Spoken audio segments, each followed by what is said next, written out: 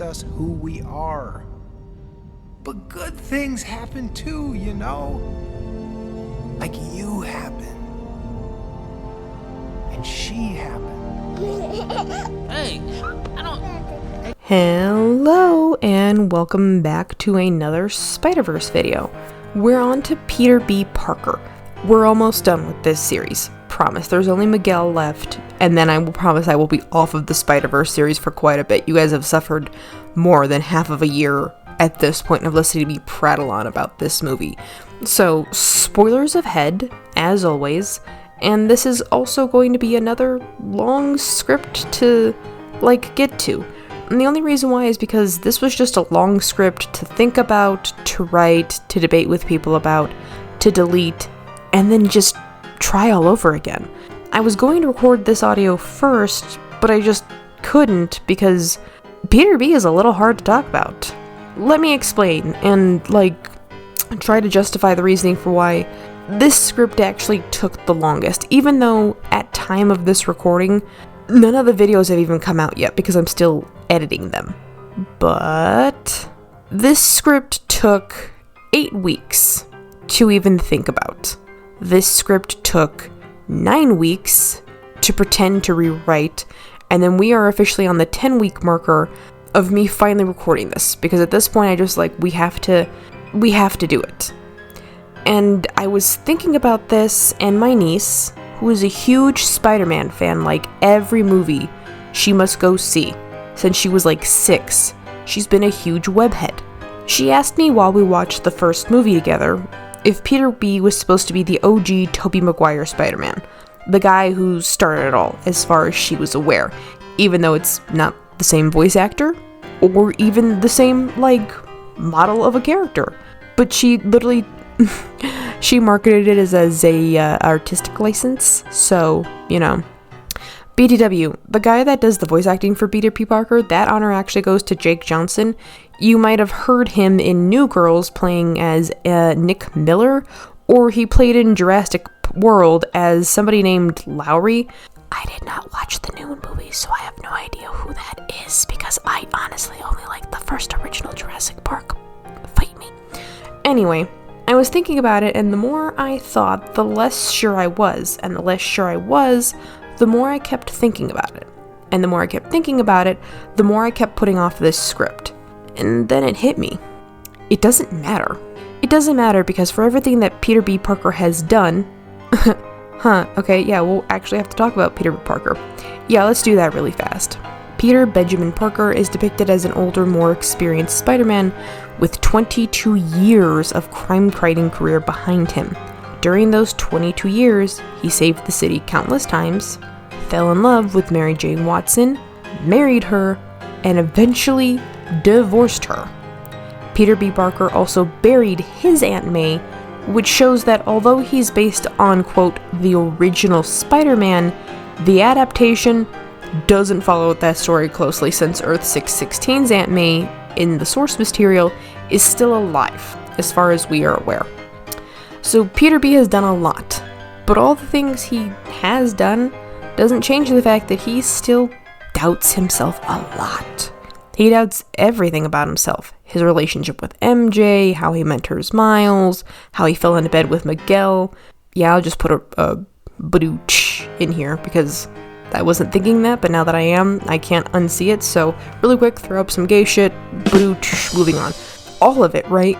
He has doubts about everything that he's done, except on one front. His child is the only thing he doesn't doubt himself on. Mayday was born because Peter B. finally found his self-confidence with MJ to apologize to her, to confess everything to her, to beg her forgiveness, and start to fix his life with her. His baby, as you can tell by his beer gut and bathrobe still, he probably takes care of her at least 60% of the time, because I do not imagine being a small-town photojournalist pays a lot of money, assuming he even still does that. Basically what I'm trying to say is, he's a stay-at-home dad, and Mayday loves him because who else is going to teach her how to be a spider person?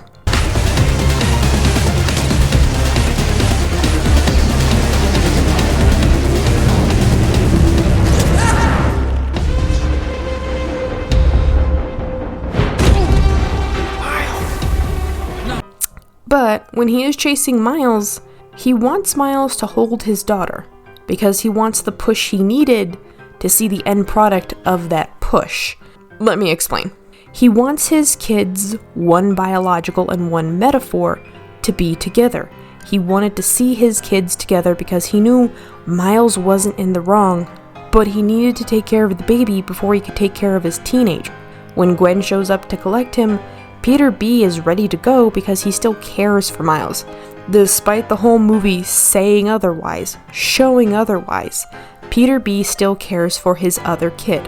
For as much as Miles tells him to stop calling him that, parents don't really care. They really don't. You will always be their kid. Until the day they die, you're always going to be their kid. And Miles was Peter B. Parker's first kid. His test kid sounds wrong, but that's also true. Miles was the push he needed to get over himself and be better.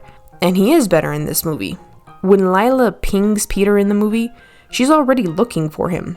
You are so bad at holding a baby. We got your location, Peter. Wait, no. You do not have my location. Over. Send everyone. No, Miles, I didn't know. I promise you. Because the AI in the algorithm is keeping track of everyone. So suddenly seeing somebody just stop, it's the reason why she takes so long. Because he's got a baby. Maybe the baby needed something. But the fact that he's taking so long when he's obviously very good at taking care of a baby, it worries her, so she pings him. Which is why Peter doesn't try that hard to follow Miles. Peter still cares for Miles, and it shows in otherwise, like everything else other than it being outright, it does show that he does care for him. And the reason why I bring it up is because as much as people try really, really hard to explain to me that Peter B was trying to get Miles to be in a false sense of security because he's going to be after holding Mayday and blah blah blah, and he was really convinced that Miguel was in the right. No. Peter B. Parker had already gone through in the first movie an event that took people from multiple different universes and put them together, and they worked well together. So when Miguel O'Hara shows up with his Grandmaster super secret Spider Club plan, Peter B. Parker already realizes that it has a lot of merit behind it, which is what I was talking about when I said he crawled into bed with him. Not literally, metaphorically, because they already have proof, as far as Peter B. is concerned, that it works. So he doesn't really care. It's also the reason why he just keeps handing Miguel the baby, is because Miguel probably told him, I had a kid, past tense. So Peter is more than happy to just hand off his baby because Miguel knows how to hold babies. Because, dad vibes and everything else. But literally, the reason why Peter B. in this is such a wildly complex character from movie to movie is because in the first movie, the man is going through a depressive stint because he just got divorced from the love of his life, who he's probably been married to since, fucking high school. In this movie, it's no longer a stint of depression, he's just a stay-at-home dad, probably for the most part, who's just excited because now his first kid, his metaphorical kid, gets to see the new kid. I'm plenty juvenated. You'll get more so when you go chest to chest with this magical You don't get to have a heartfelt conversation with me right Hold now. the baby, we'll see what happens! You're the reason I had her, okay? His actual baby. Which is why when he tells him, I had her because of you, Miles does stop. Because he's an only child. He has no siblings. So the fact that his mentor, someone he looked up to, admits to him in a moment of honest-to-God high-stress situation that, hey, you are the reason why I was confident enough to apologize to my ex-wife, beg her forgiveness, get her to love me again, and also get a kid out of the whole deal. That is a lot of information to be told without it actually having to be told to us that that is what happened. It is an interesting character development. It's also the reason why, when Miguel finally cracks his lid at the end of the first movie,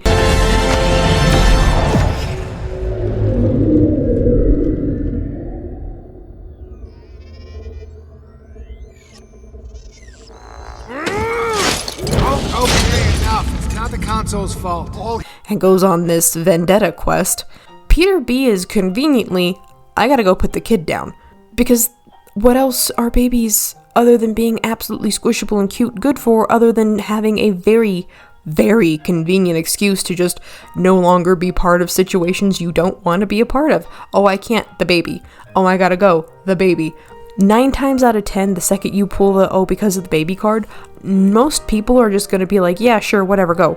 Because a baby is a lot of work, effort, time, and on top of it, babies cry about everything because they do not have the way to articulate to you most of their needs. Now, I did have somebody actually tell me Mayday might be like 1 or 2, to which I was like, Mayday is still crawling literally around and is still in a crib when we see her last. She might be more flexible than like average babies her same age, but she is most definitely still, you know, a kid. So I'm still gonna call her a baby. We'll put her at maybe like the almost a year marker. We'll even give a year, right? Because she's pretty self-reliant. But most babies at about 1 are at that teeter-totter phase, but considering she can literally climb walls, I feel like the benchmarks for that are a little different. My point is, Peter B isn't dumb. The second that Miguel has his entire mental breakdown, it's off the table. He can't do it. He found a way to get out of it, and he is very desperate to find a way to fix things.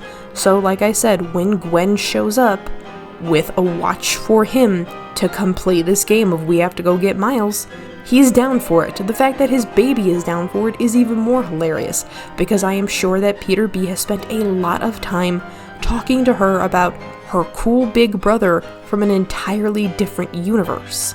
But that's a personal opinion. Most of these videos are personal opinions at this point. Do I have anything else I absolutely need to add? No, I don't think so.